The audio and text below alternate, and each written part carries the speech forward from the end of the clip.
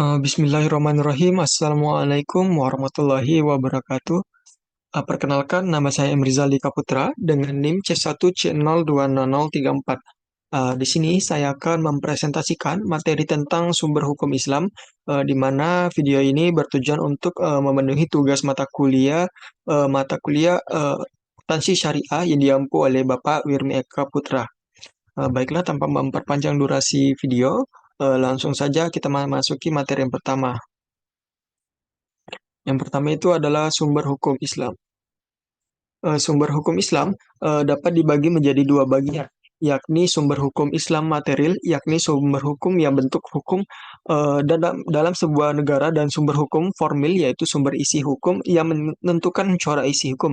Sumber hukum formil inilah yang kemudian disebut sebagai masyadir al-ahkam, sementara al-adillah syariah syariah merupakan sumber hukum material. Definisi sumber hukum Islam. Sumber hukum ialah segala sesuatu yang melahirkan atau menimbulkan aturan yang mempunyai kekuatan yang bersifat mengikat, yaitu peraturan yang apabila dilanggar akan menimbulkan sanksi yang tegas dan nyata. Sumber hukum Islam ialah segala sesuatu yang dijadikan pedoman atau yang menjadi sumber syariat Islam, yaitu Al-Quran dan hadis Nabi Muhammad SAW atau sunnah Rasulullah SAW. Nah, jenis sumber hukum Islam itu dibedakan menjadi dua, yaitu ada sumber hukum Islam primer dan sumber hukum Islam sekunder. Untuk sumber hukum Islam primer itu terbagi menjadi Al-Quran dan hadis.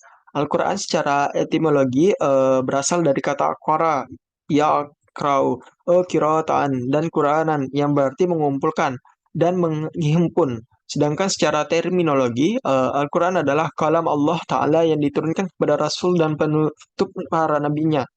Muhammad Sallallahu Alaihi Wasallam diawali dengan surah Al-Fatihah dan diakhiri dengan surat An-Nas. Pokok-pokok kandungan dalam Al-Quran itu antara lain tauhid dan ibadah. Selanjutnya itu ada hadis. Kedudukan hadis sebagai sumber ajaran Islam selain didasarkan pada keterangan ayat-ayat Al-Quran, dan hadis juga didasarkan kepada pendapat kesepakatan para sahabat, yakni seluruh sahabat sepakat untuk menetapkan tentang wajib mengikuti hadis, baik pada masa Rasulullah masih hidup maupun setelah beliau wafat.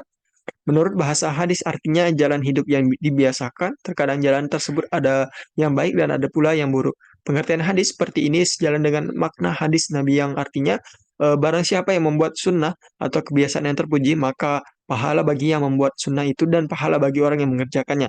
Dan barang siapa yang membuat sunnah yang buruk, maka dosa bagi yang membuat sunnah yang buruk itu dan dosa bagi orang yang mengerjakannya. Jenis sumber hukum Islam yang kedua itu adalah sumber hukum Islam sekunder yang terbagi menjadi pertama ada ijtihad. Berasal dari kata ijtihada yang berarti mencurahkan tenaga dan pikiran atau bekerja semaksimal mungkin. Sedangkan ijtihad sendiri berarti mencurahkan segala kemampuan berpikir untuk mengeluarkan hukum syar'i dan dalil-dalil syarak, yaitu Al-Quran dan hadis. Selanjutnya itu yang kedua adalah kias, yaitu berarti mengukur sesuatu dengan yang lain dan menyamakannya. Dengan kata lain, kias dapat diartikan pula sebagai suatu upaya untuk membandingkan suatu perkara dengan perkara lain yang mempunyai pokok masalah atau sebab akibat yang sama. Selanjutnya yang ketiga adalah istihsan, yaitu proses perpindahan dari suatu kias kepada kias lainnya yang lebih kuat atau mengganti argumen dengan fakta yang dapat diterima untuk mencegah kemudaratan, atau dapat diartikan pula menetapkan hukum suatu perkara yang menurut logika dapat dibenarkan. Selanjutnya yang keempat ada sudut zariyah, yaitu menurut bahasa berarti menutup jalan, sedangkan menurut istilah adalah tindakan memutuskan sesuatu yang mubah menjadi makruh atau haram demi kepentingan umat. Yang kelima ada istisab. Istisab yaitu melanjutkan berlakunya hukum yang telah ada dan telah ditetapkan di masa lalu hingga ada dalil yang mengubah kedudukan hukum tersebut. Dan terakhir adalah urf. Urf yaitu perbuatan yang dilakukan terus-menerus atau adat, baik berupa perkataan maupun perbuatan. Materi yang selanjutnya itu adalah mukjizat Al-Quran. Mukjizat Al-Quran tidak terdapat pada lembaran fisiknya, tapi dalam bahasa dan maksud yang terkandung di dalamnya. Bentuk kemujizatan Al-Quran dapat dirangkum dalam hal-hal sebagai berikut. Yang pertama itu dari segi keindahan bahasa. Nah, selanjutnya itu ada dari segi pemberitaan mengenai kejadian masa lalu. Ketiga, dari segi pemberitaan tentang hal-hal yang terjadi dan ternyata memang kemudian terjadi. Dan yang terakhir yaitu dari segi kandungannya mengenai pedoman hidup. Fungsi dan peranan Al-Quran. Al-Quran diturunkan Allah memiliki peranan penting bagi manusia. Di antara fungsi dan peranan Al-Quran yaitu pertama sebagai petunjuk jalan yang lurus, merupakan mukjizat bagi Nabi Muhammad SAW. Ketiga, menjelaskan kepribadian manusia. Keempat, merupakan penyempurna bagi kitab-kitab sebelumnya. Kelima, menjelaskan masalah yang pernah diperselisihkan umat sebelumnya. Keen- Keenam, Al-Quran memantapkan iman Islam. Dan terakhir itu tuntunan dan hukum untuk menjalani kehidupan. Kesimpulannya itu bagi setiap muslim, segala apa yang dilakukan dalam kehidupannya harus sesuai dengan kehendak Allah Subhanahu wa taala sebagai realisasi dari keimanannya kepadanya.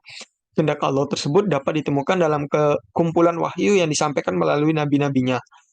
Muhammad Shallallahu alaihi wasallam, yaitu Al-Qur'an, dan